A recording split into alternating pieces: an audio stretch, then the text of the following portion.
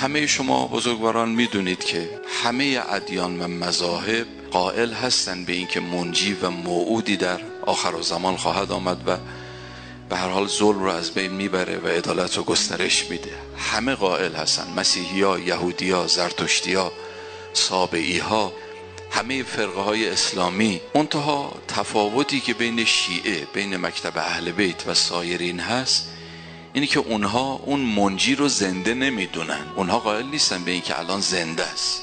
میگن در آخرالزمان به دنیا میاد و به هر حال جهان رو پر از عدل میکنه. اما فقط مکتب اهل بیت هست. البته بعضی از علمای اهل سنت هم این نظر رو که ماها داریم اونها هم دارن.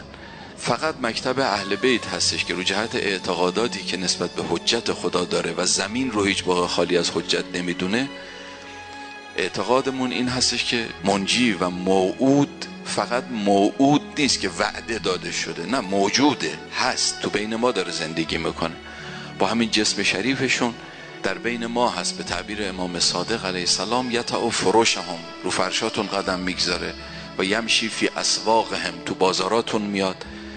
هر سال حج امیرالحاج او هست، کنارتون مینشینه، یسلم علی الجماعه، سلام میده به جمع. مردم یرانه ولا یعرفونه، میبیننش ولی نمیشناسنش.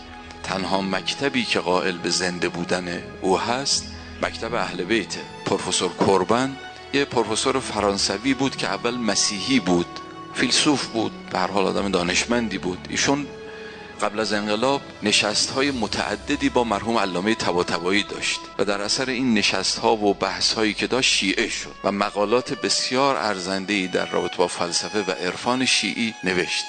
یه جمله‌ای داره پروفسور کوربن، خیلی اون جملهش جمله زیبایی هستش.